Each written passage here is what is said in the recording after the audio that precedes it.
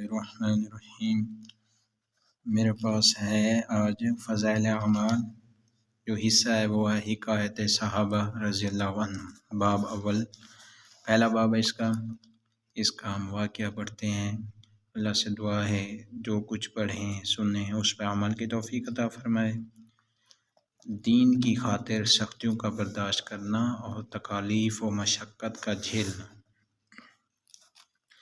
حضور اقدس صلی اللہ علیہ وسلم اور صحابہ کرام رضی اللہ عنہم نے دین کے پھیلانے میں جس قدر تکلیفیں اور مشقتیں برداشت کی ہیں، ان کا برداشت کرنا تو درکنار اور اس کا ارادہ کرنا بھی ہم جیسے نالائقوں سے دشوار ہے۔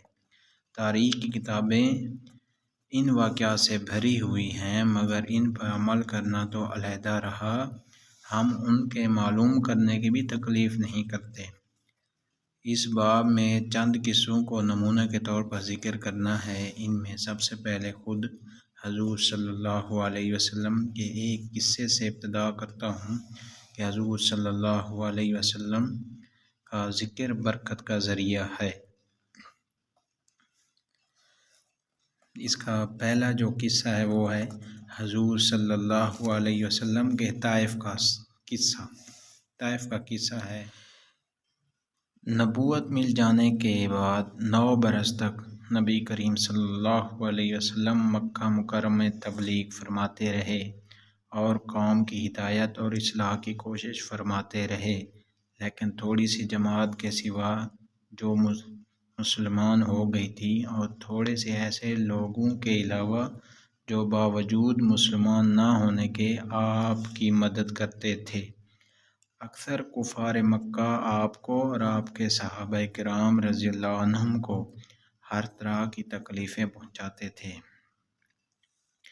مذاق اڑاتے تھے اور جو ہو سکتا تھا اس سے درگزر نہ کرتے تھے۔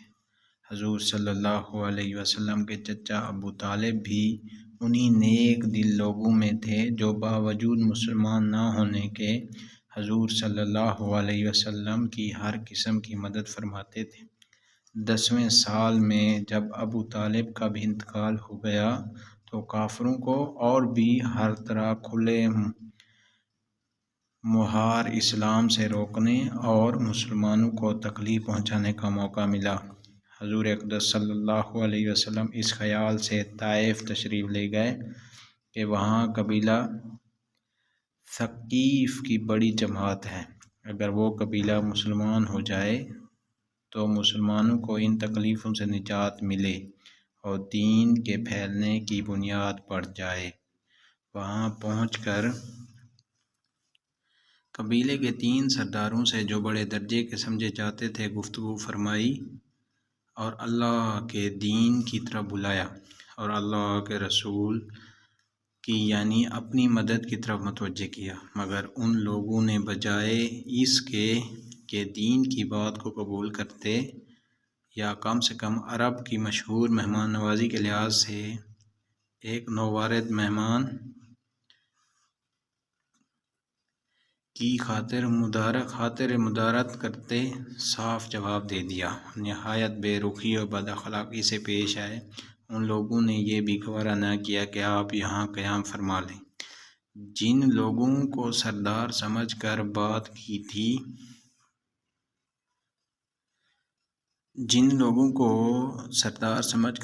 کی تھی وہ شریف ہوں گے اور مہذب گفتگو کریں گے۔ ان میں سے ایک شخص بولا کہ اوہو، آپ ہی کو اللہ نے نبی بنا کر بھیجا ہے۔ دوسرا بولا، اللہ کو تمہارے سوا کوئی اور ملتا ہی نہیں تھا جس کو رسول بنا کر بھیجتے۔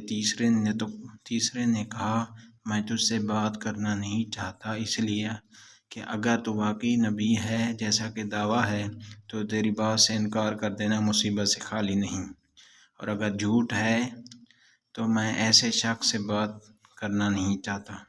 اس کے بعد ان لوگوں سے نا امید ہو کر حضور صلی اللہ علیہ وسلم نے اور لوگوں سے بات کرنے کا ارادہ فرمایا کہ آپ صلی اللہ علیہ وسلم تو ہمت اور استقلال کے پہاڑ تھے، مگر کسی نے بھی قبول نہ کیا، بلکہ بجائے قبول کرنے کے حضور صلی اللہ علیہ وسلم سے کہا کہ ہمارے شہر سے فوراً نکل جاؤ اور جہاں تمہاری چاہت کی جگہ ہو وہاں چلے جاؤ۔ حضور صلی اللہ علیہ وسلم جب ان سے بالکل مایوس ہو کر واپس ہونے لگے تو ان لوگوں نے شہر کے لڑکوں کو پیچھے لگا دیا کہ آپ صلی اللہ علیہ وسلم کا مذاق اڑائیں، تالیاں پیٹیں، پتھر ماریں، حتیٰ کہ آپ صلی اللہ علیہ وسلم کے دونوں جوتے خون کے جاری ہونے سے رنگین ہو گئے۔ حضور صلی اللہ علیہ وسلم اسی حالت میں واپس ہوئے۔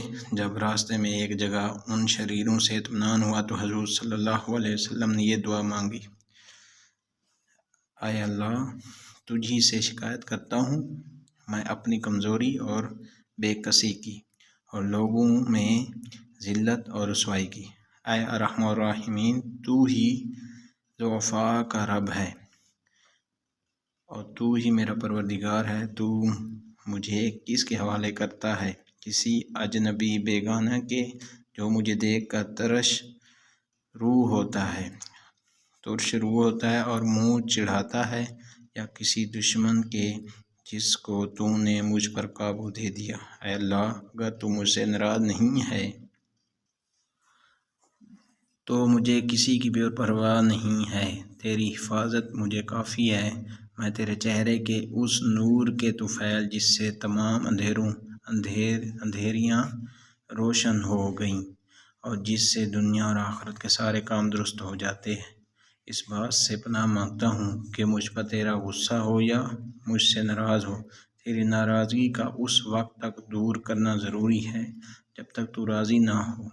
تیرے سوا کوئی طاقت ہے نہ قوت۔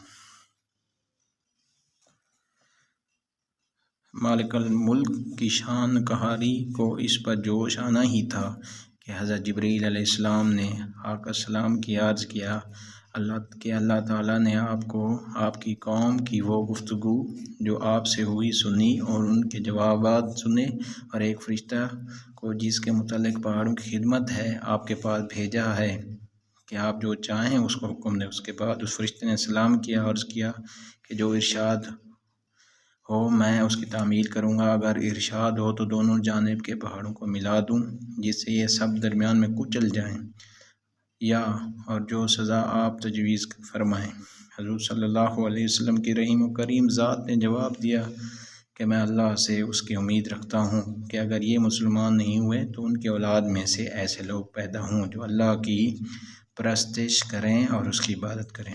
فائدے میں شیخ الحدیث رحمۃ اللہ علیہ لکھتے ہیں، یہ ہیں اخلاق اس کریم ذات کے جس کے ہم لوگ نام لیوا ہیں کہ ہم ذرا سی تکلیف سے کسی کی معمولی سی گالی دے دینے سے ایسے بھڑک جاتے ہیں کہ پھر عمر بھر اس کا بدلہ نہیں اترتا۔ ظلم پر ظلم اس پر کرتے رہتے ہیں، دعویٰ کرتے ہیں اپنے محمدی ہونے کا، نبی کے پیرو بننے کا۔ نبی کریم صلی اللہ علیہ وسلم اتنی سخت تکلیف اور مشقت اٹھانے کے باوجود نہ بد دعا فرماتے اور نہ کوئی بدلہ لیتے۔ اللہ سے دعا ہے جو کچھ پڑھا سنا اس پر عمل کرنے کی توفیق عطا فرمائے۔ اور میری آپ سے ریکویسٹ ہے، اگر کہیں پر بھی جناب رسول اللہ صلی اللہ علیہ وسلم کا نام آ جائے تو درود پڑھا کریں، صحابہ کرام رضی اللہ عنہ کا نام آ جائے تو رضی اللہ عنہ، اگر مرد ہے تو رضی اللہ عنہ، عورت ہے تو رضی اللہ عنہا۔ اللہ جزائے خیر دے۔